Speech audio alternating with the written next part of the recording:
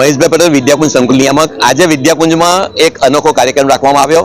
Thank you Ganpati બાપા અને welcome Sunita Williams અને વિલમોર। આપણે સૌ જાણીએ છીએ કે 26 જૂન 2024 ના રોજ સુનિતા વિલિયમ્સ અને વિલમોર બંને અવકાશ યાત્રાએ ગયા હતા સંશોધન માટે।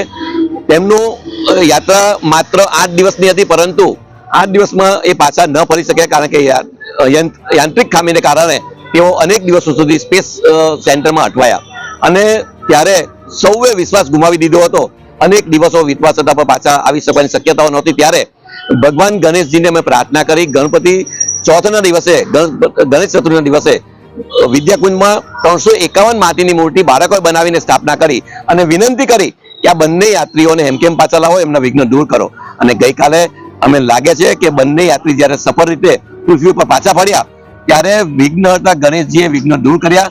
અમારા બાળકોની પ્રાર્થના એમણે સાંભળી અને જ્યારે પાછા ફર્યા છે ત્યારે એનો આનંદ વિદ્યાકુંજમાં ખૂબ છે, બાળકોમાં ખૂબ રહ્યો છે। અને એટલા માટે મેં વેલકમ સુનિતા વિલિયમ્સ અને વિલમોર। થેન્ક યુ ગણપતિ બાપા।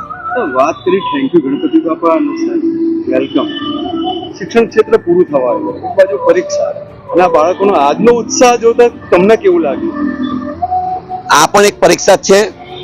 જ્યારે 286 દિવસ સુધી એક માત્ર 8 દિવસના આયોજન લઈને ગયા હોય, ત્યાં રહેવાનું હોય, તો જીવનની કેવી પરીક્ષામાંથી પસાર થઈ આ વ્યક્તિઓ, ત્યારે એ જો બાળકોની સામે ન લાવીએ તો ચોક્કસપણે બાળકો એનાથી કોઈ શીખી ના શકે। અને અમારો પ્રયાસ છે કે અમારા બાળકો ભલે કદાચ પુસ્તકીય જ્ઞાનથી આજે અલિપ્ત રહેશે, પણ જ્યારે આ વિજ્ઞાન વિશે, ટેકનોલોજી વિશે જાણવાનો પ્રયત્ન કરશે ત્યારે એને સૌથી વિશેષ જ્ઞાન અને આજનો પાઠ ભણવાનો મળશે।